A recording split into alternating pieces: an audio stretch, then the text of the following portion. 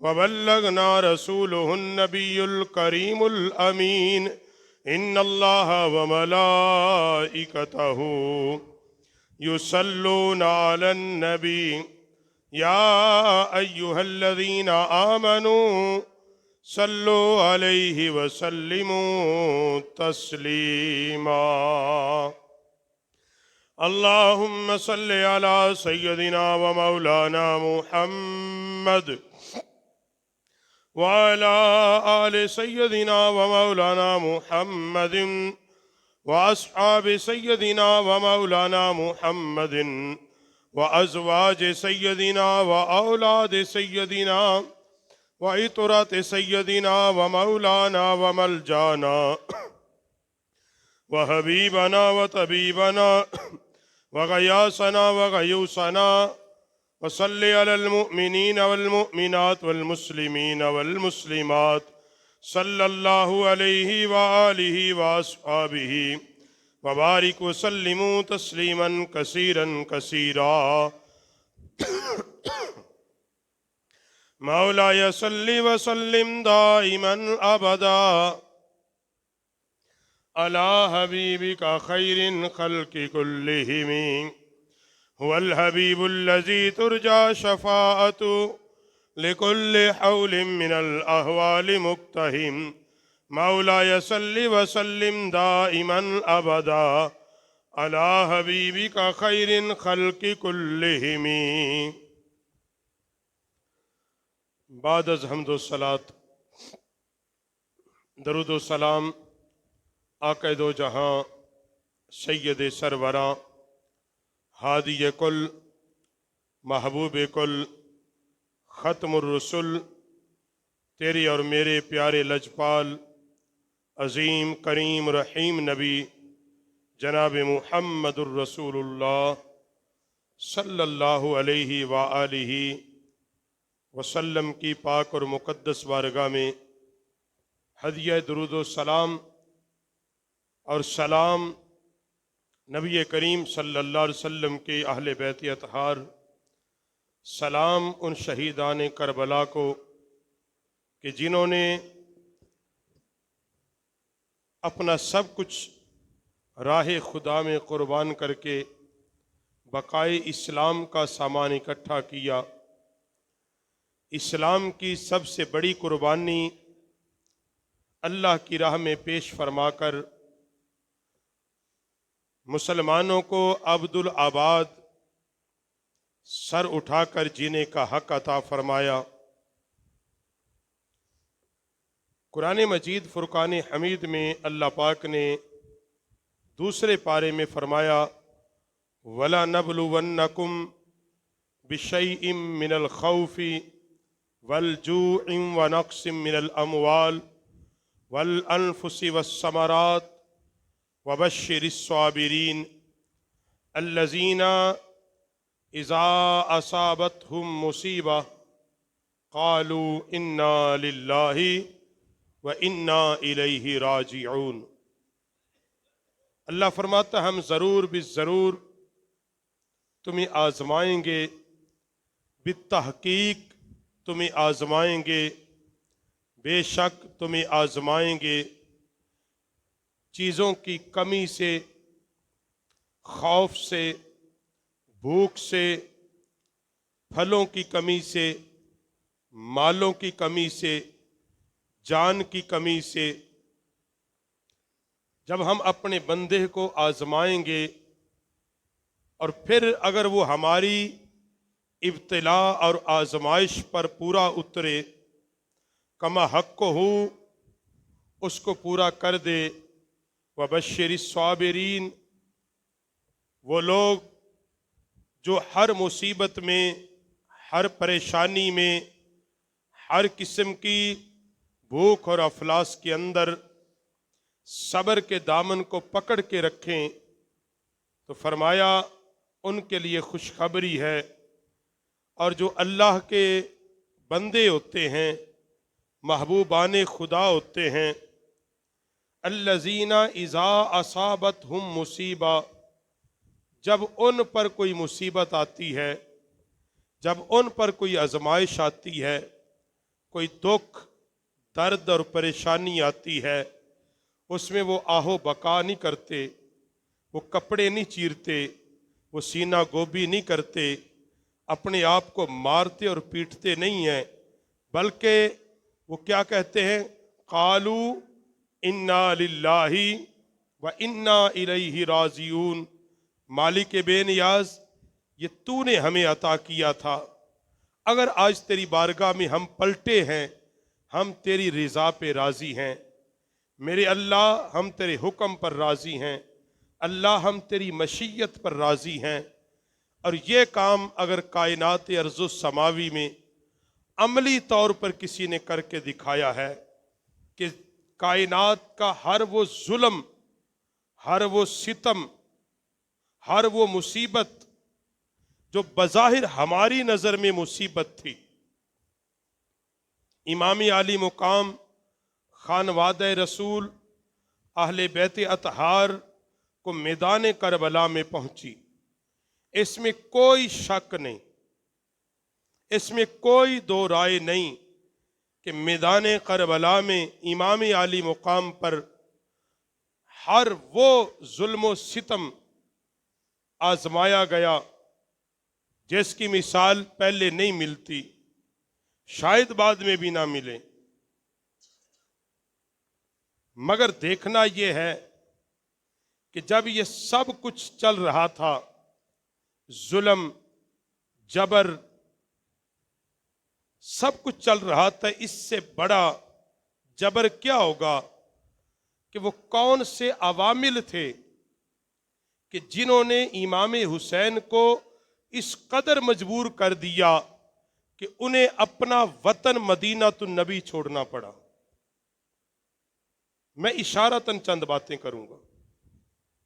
वो कौन से अवामिल थे कि वो जगह उसको छोड़नी पड़ी कि जहां उसके नाना नबी करीम सल्लल्लाहु अलैहि वसल्लम का मुकद्दस रोजा है, जहां उसकी वालिदा माजिदा तैयबा ताहिरा का मुकद्दस रोजा है, वो जगह जहां पर आंख खोली, जहां पर पले बड़े, वो जगह कि जब उन गलियों में चलते थे तो नबी अलैहिस्सलाम उनको अपने कंधों पर बिठा के मदीने के बाजार में फिरते, सिहाबा इकराम अलैहिम रिदवान उनको अपने कंधों पर बिठाकर बाजार मदीना में फिरते।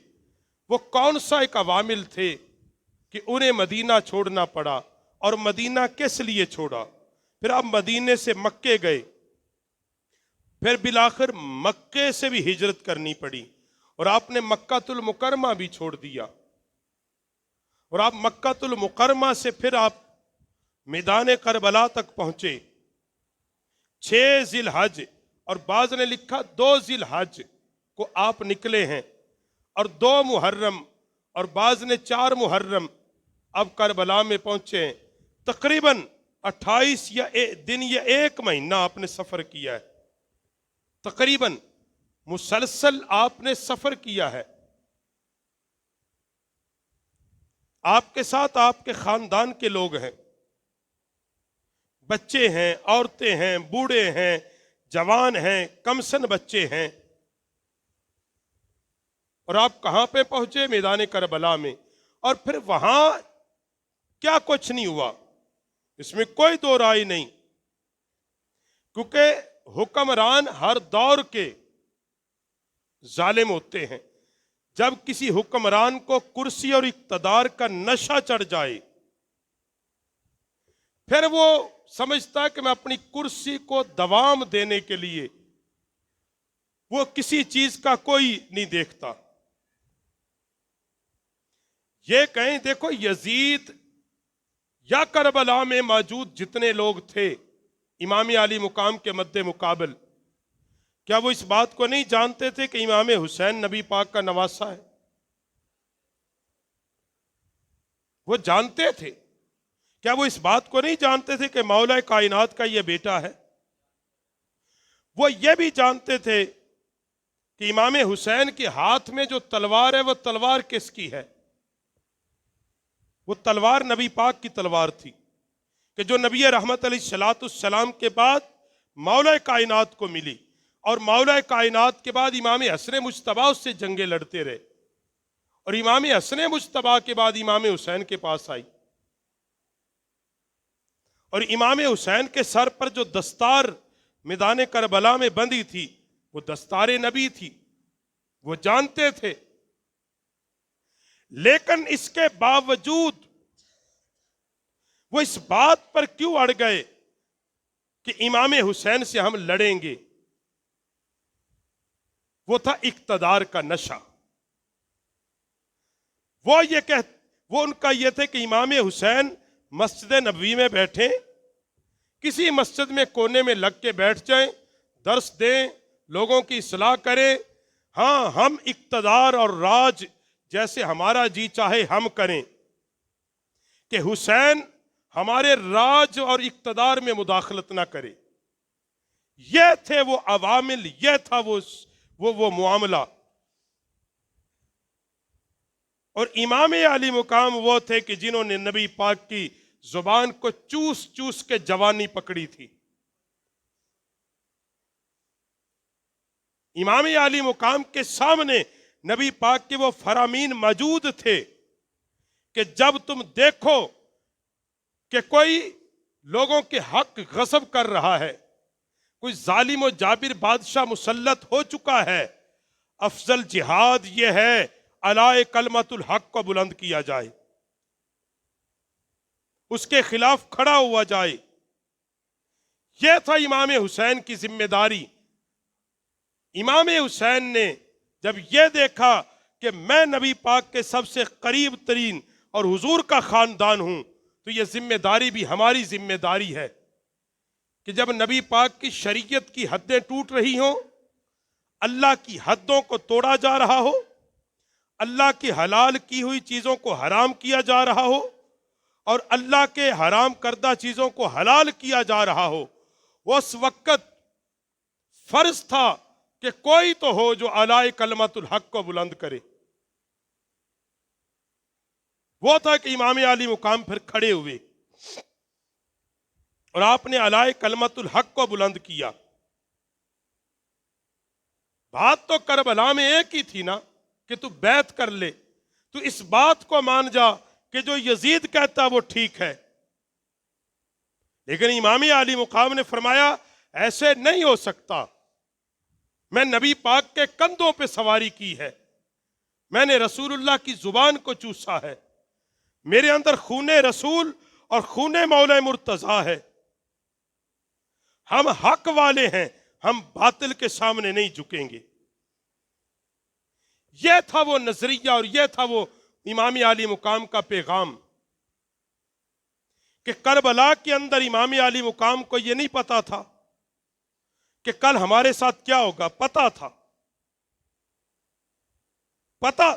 पते की बात हो तो बचपन में जब नबी पाक अलैहिस्सलाम ने बयान कर दिया कि मेरा ये बेटा शहीद होगा, मौला कायनात ने फरमाया मेरा ये बेटा शहीद होगा,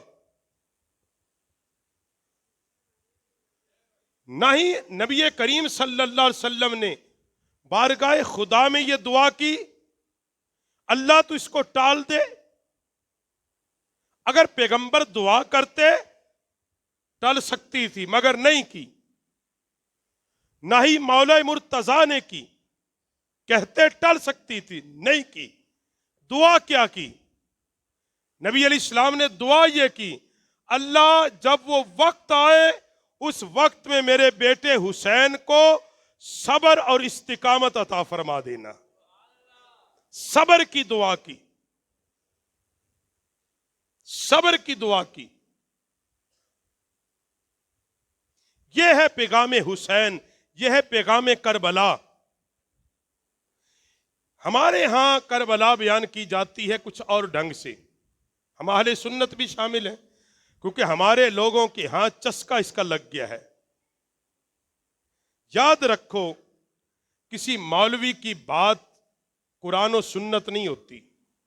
यह कहना कि फलाने हजरत को इतने लाख लोगों का मजमा सुनता है, इतने करोड़ उसके मुरीद हैं, लिहाजा वो जो बात कहता है ठीक है, ये बात याद रखो, वो ठीक नहीं है, بات وہی ٹھیک ہے جو اللہ کے قرآن میں ہے، نبی کے فرمان میں ہے۔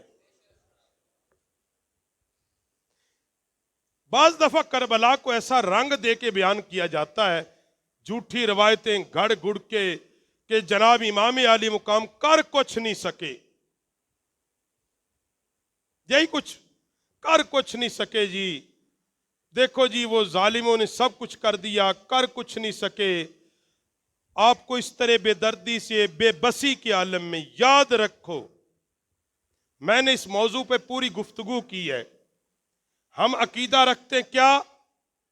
حضرت علی کے بارے میں مولا مشکل کشا، مولا، یہ عقیدہ رکھتے ہیں نا اہل سنت کے لوگ، ہم نعرہ بھی لگاتے ہیں، ہماری حصہ رکھتے ہیں کہ نعرہ حیدری کے جواب میں یا علی کہتے ہیں، لکھا بھی ہوتا ہے یا علی مدد۔ جب آپ یہ کہتے ہو وہ کر کچھ نہیں سکے، تو پھر وہ بات تو ان لوگوں کی سچی ہوگی نا کہ مشکل کشا کس چیز کے تھے۔ ایک طرف ہمارا یہ دعویٰ ہے، عقیدہ ہے، نظریہ ہے کہ ابراہیم علیہ السلام کی بیٹے کی پیاس کے لیے پتھر سے چشمہ جاری ہوا اور قیامت تک کے لوگوں کے لیے باعث برکت کا پانی بن گیا۔ آب زمزم کس کے قدم سے نکلا؟ ایک نبی کے بیٹے کے قدم سے۔ تو حسین بھی نبی کا بیٹا تھا کہ نہیں؟ حسین بھی تو نبی کا بیٹا تھا نا۔ کیا نبی پاک نے نہیں فرمایا حسین میرا بیٹا ہے؟ کیا حضور نے نہیں فرمایا میری نسل کا وارث ہے؟ نبی علیہ السلام نے کیا امام علی مقام کو نہیں کہا یہ مجھ سے میں اس سے؟ اگر ابراہیم کے بیٹے کے لیے چشمہ نکل سکتا تھا تو محمد کے بیٹے کے لیے کیوں نہیں نکلا بھائی؟ یہ سوچنے کی چیزیں ہیں، میں فکر دے رہا ہوں آپ کو، کھولو اس دماغ کو۔ یہ خاندان نبوت بے بس نہیں تھا، بے اختیار نہیں تھا، یہ تصور نہیں کہ وہ کر کچھ نہیں سکتے تھے، نہیں، وہ کر سب کچھ سکتے تھے، مگر کیا تھا؟ یا ایتھا النفس المطمئنہ ارجعی الی ربک راضیۃ مرضیہ۔ وہ اس بات پہ تھے اگر اللہ تو ایسے راضی ہے تیرا حسین بھی ایسے ہی راضی ہے۔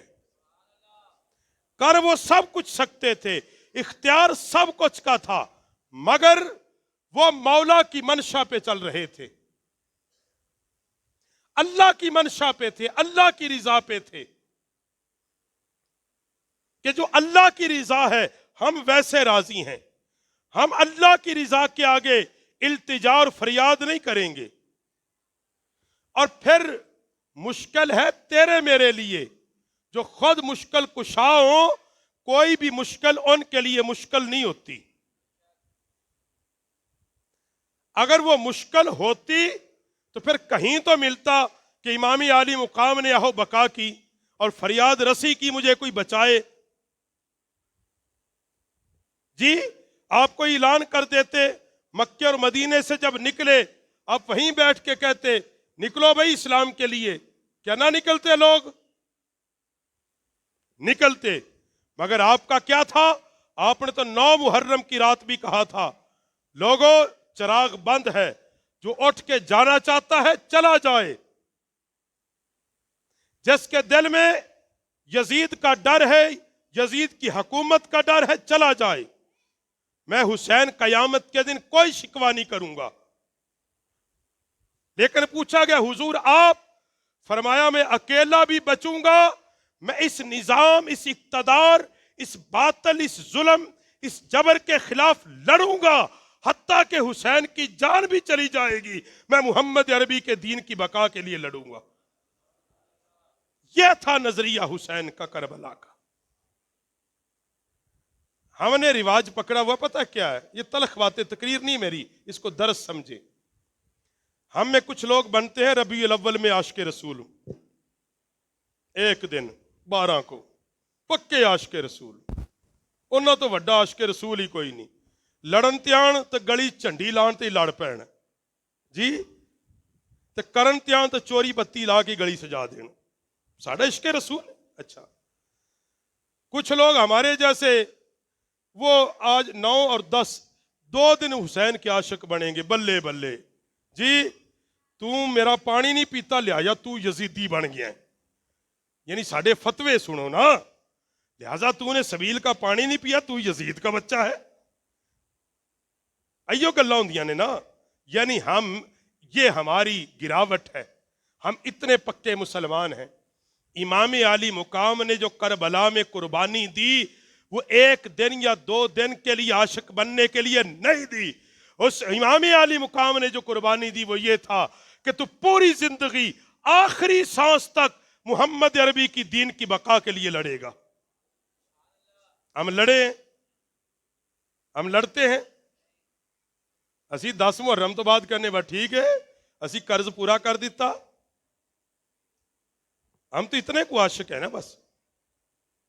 امام حسین کی قربانی کا مقصد یہ، خاندان رسالت نے جو قربانی دی اس کا پیغام یہ، کیا پیغام تھا؟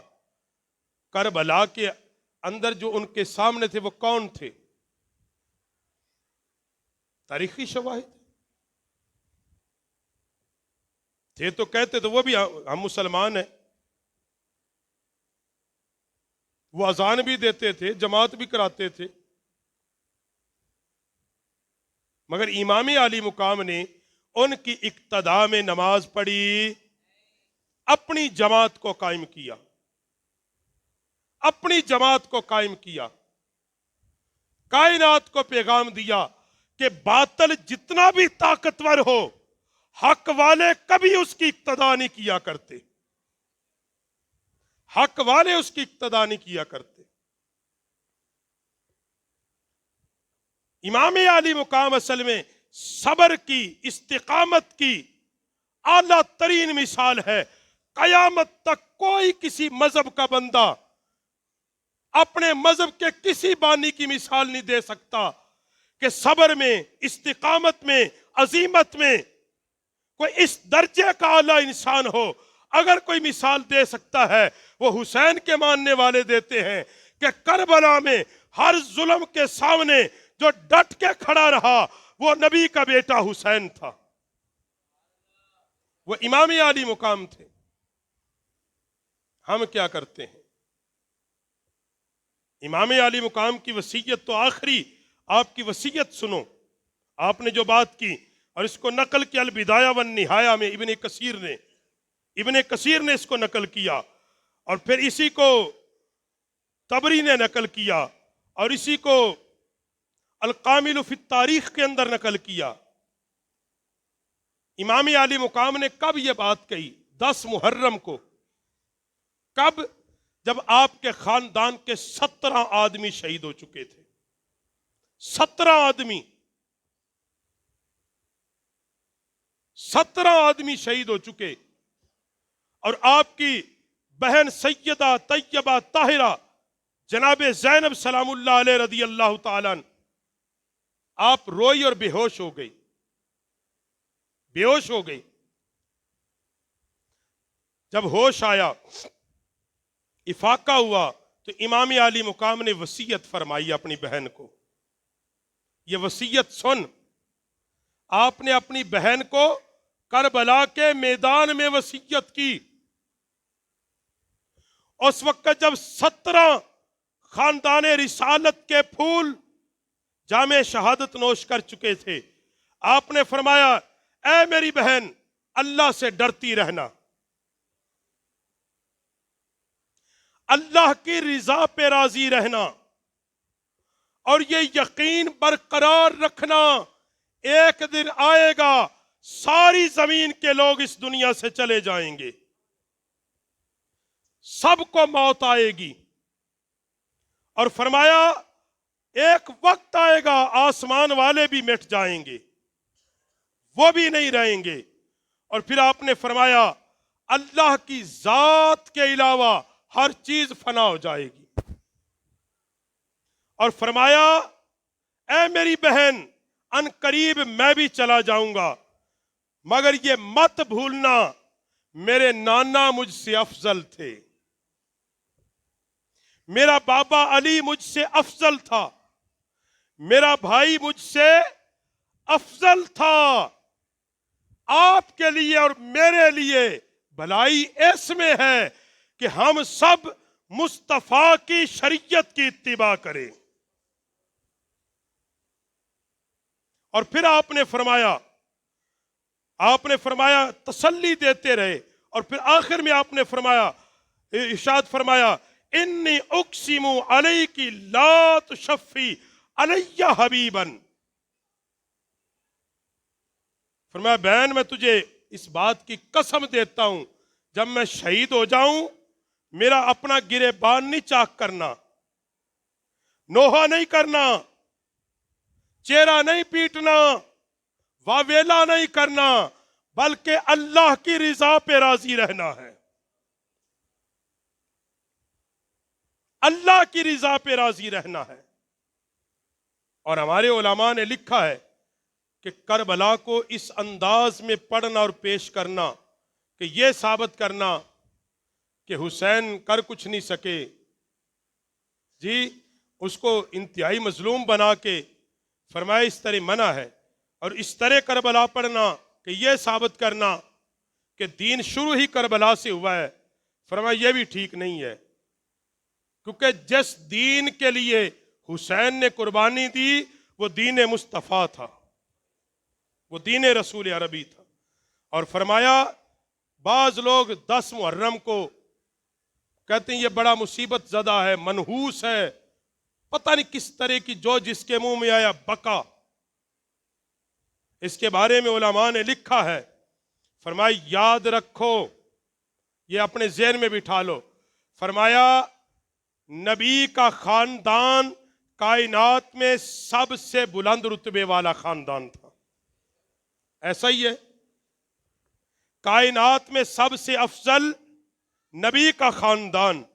فرمایا اللہ نے اپنے حبیب کے خاندان کی شہادت کے لیے اس دن کو چنا جو دن اللہ کے ہاں سب سے افضل تھا۔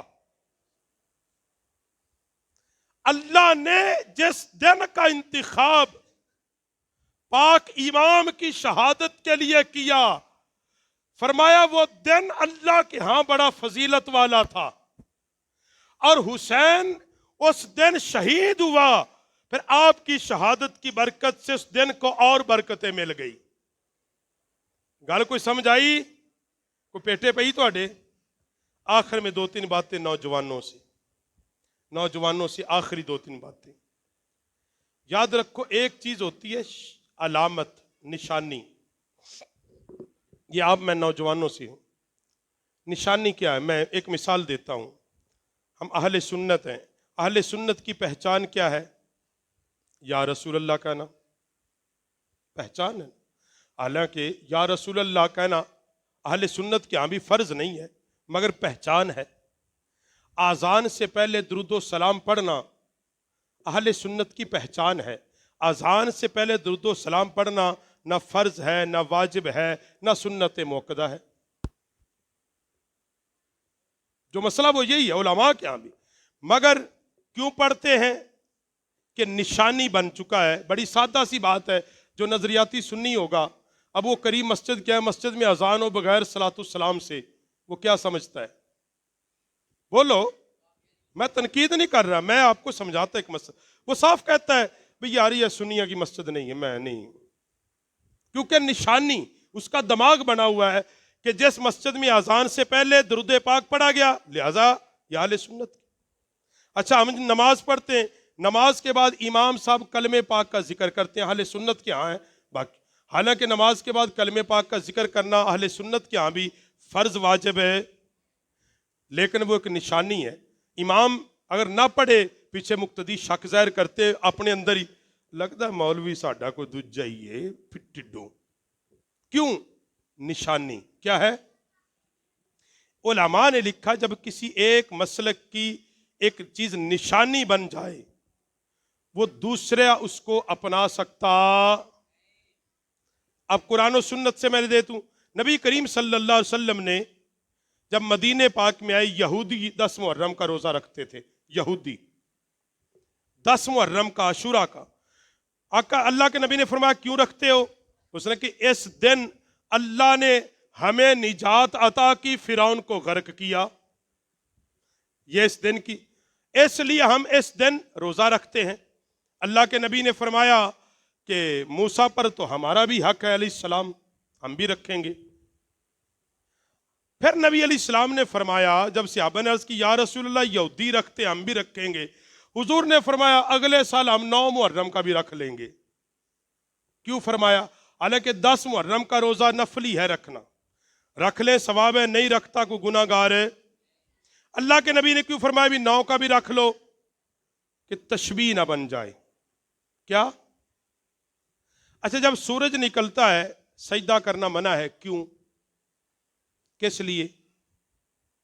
بھئی عبادت تو اللہ کی کرنی ہے نا، مگر زوال کے وقت میں سجدہ نہیں کر سکتے، تسبیح پڑھ لیں، قرآن پڑھ لیں، کیوں؟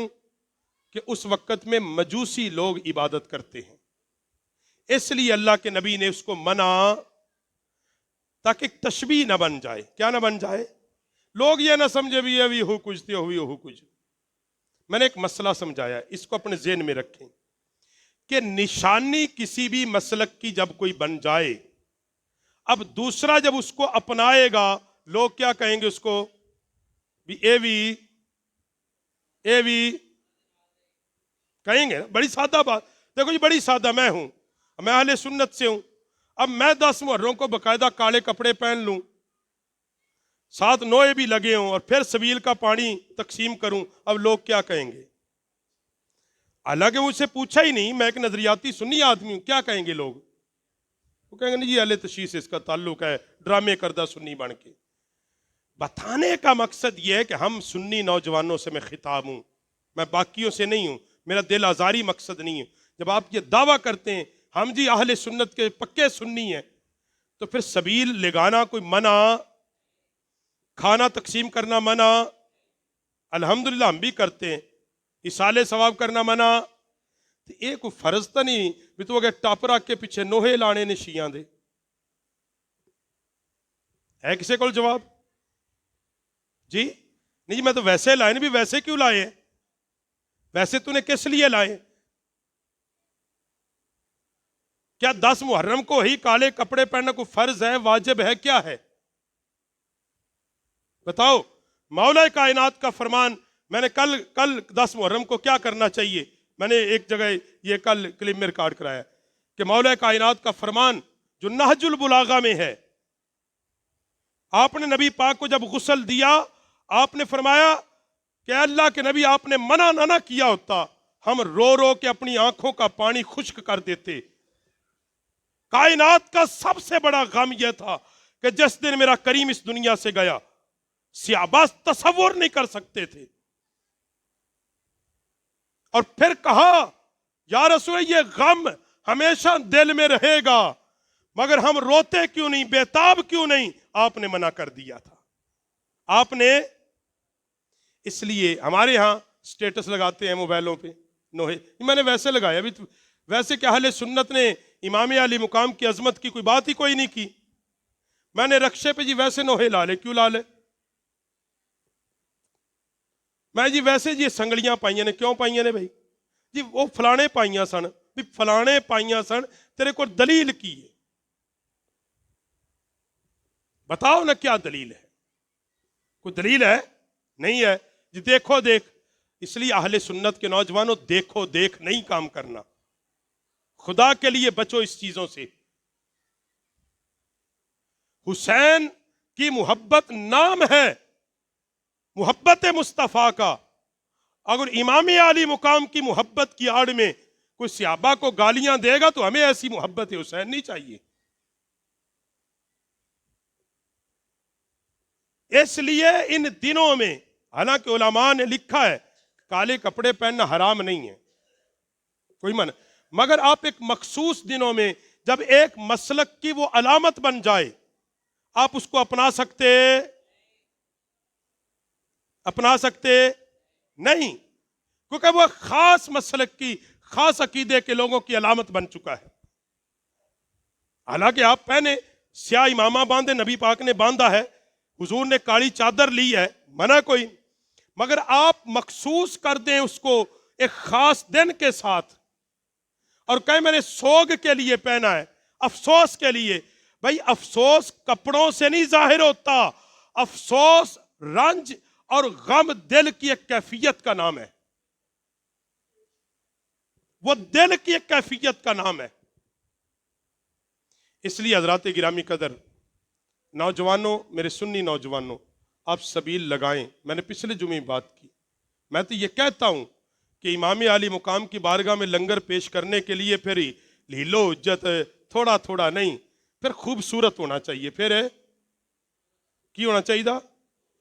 ہمیں اپنے بزرگوں سے جو سیکھا ہے نا، وہ ہمارے بزرگ فرمایا کرتے تھے کہ جس طرح ربیع الاول کو، 12 ربیع الاول کو بارگاہ سرکار میں ہم لنگر پیش کرتے ہیں، فرماتے ہیں یہ نبی کا بیٹا ہے، کہ اس دن بھی اعلیٰ لنگر پیش کرو. اعلیٰ لنگر تے کرے اسی جناب کھائیے مرغی بھن کے تے حسین پاک نو حلیم تے ادھا نان نہیں دیتا ہے. کوئی تو خدا دا خوف کھاؤ یار، جی حلیم ملی ہے تے ادھا ادھا نان جی لائیو. بھائی تعظیم نال کھلاؤ، کھلاؤ نا، طریقہ ہے. اچھا لنگر پکاؤ، بٹھا کے تعظیم نال پیش کرو، جب طریقہ ہے. بچوں کو کھلاؤ، بڑوں کو کھلاؤ، مگر ان کا طریقہ ہوئے نا جی. آلہ لنگر پکاؤ، اپنی تھوڑا پکاؤ، چنگا پکاؤ، جڑے تھوڑے کھا کے جان سہی، مگر اے تو آکھن بھئی یہ اہل بیت سے محبت کرنے والے ہیں، یا اہل بیت سے آپ جی ساڑھے بال حلوہ نہیں کھاندے تو میں کہ جی حسین پاک واسطے حلوہ ہی لبا بغیر چینی تو تینوں نہیں. ایسا نہیں ہے. اس لیے لنگر پیش کریں، اللہ کریں، دل کھول کے کریں. ہم نے اللہ کی رضا کے لیے دینا ہے نا، مگر اس کو اس انداز میں نہ کریں کہ جس سے لوگ کہیں یہ غیروں کا ہو گیا ہے. بات کو سمجھ رہے ہیں؟ نبی علیہ السلام نے فرمایا جس نے کسی غیر کے مجمع کو تقویت دی، قیامت کے دن انہی میں سے اٹھے گا. تقویت کیا ہے؟ کوئی بھی غیر ہے، آپ اس کے مجمع میں جا کے بیٹھے ہیں، جناب بلے بلے، جناب یہ ہے وہ ہے، ویسے میں تو گیا سا، میرا ہے نہیں. بھی تیرا ہے نہیں تو گیا کیوں تھا؟ اپنے میں رہ. یاد رکھو، میں اکثر یہ کہتا ہوں، ہم اہل سنت کی جنگ لڑ رہے ہیں. میں آپ کو جتنی میری زندگی 20 سالہ گزری ہے اور پچھلے 10-12 سال میں ایک بات میں تسلسل سے کہتا ہوں کہ اس اللہ کی دھرتی پر خدا کی قسمیں، سنی جو تجھے عقیدہ ملا ہے، خدا کی قسم کائنات میں کسی کو عقیدہ ہی ایسا نہیں ملا ہے. خدا کی قسم ہمارے اندر بے ادبی کا تو عنصر ہی کوئی نہیں نا یار. اللہ نے اتنا ستھرا عقیدہ دیا ہے، ہم ہر کسی کا ادب ہی کرتے ہیں، اور پھر ادب بھی ویسے ہی کرتے ہیں جیسے اللہ رسول نے ادب کرنے کا حکم دیا ہے. ہم ادب والے لوگ ہیں، محبت والے لوگ ہیں. اس لیے حضرات گرامی قدر، وہ کام کریں 10 محرم کو بھی جو حسین نے کیے. جو کس نے کیے؟ کس نے کیے؟ 9 اور 10 محرم کی درمیانی رات امام عالی مقام نے کیا کیا ہے؟ عبادت کی ہے، قرآن پڑھا ہے. کیا پڑھا ہے؟ قرآن پڑھا ہے. تو قرآن پڑھیں نا. قرآن دے لاگے نہیں جاندہ، بار بار جگ تتے پانی دے پیائی جاندہ ہے. قرآن تے کنے عمل کرنا ہے جی؟ اسلام دے نظام واسطے کنے اٹھنا ہے؟ ہر دور میں یزید تو ہے نا، یزید مٹا نہیں. قانون یزید، نسل یزید ہر دور میں ہے. نسل یزید اور قانون یزید کے خلاف کھڑا ہو جانا یہ حسینیت ہے، یہ حسینیت ہے. اس لیے میری ملت کے نوجوان، میرے سنی نوجوان، میری درد مندانہ اپیل ہے، خدا کے لیے اس بحث میں نہ پڑ، اس بحث میں نہ پڑ کہ کربلا میں امام عالی مقام گئے اور پھر اس کو اس انداز میں ایک دن سنے اور روئے پیٹے سب کچھ کرے، اس کے بعد تو کہے جو مرضی کیتی جا بلے. نہیں، حسین نے پیغام یہ دیا ہے کہ اسلام کے لیے ہر قربانی دے دو مگر مصطفیٰ کے دین کو بچا لو. اور یہ حسینیت ماننے والوں کا پیغام، محبت رہی ہے. اللہ پاک ہمیں میدان کربلا کے پیغام کو سمجھنے والا بنا دے، ہمیں امام علی مقام امام حسین کی تعلیمات پر عمل کرنے والا بنا دے، آمین بجاہ النبی الکریم الامین۔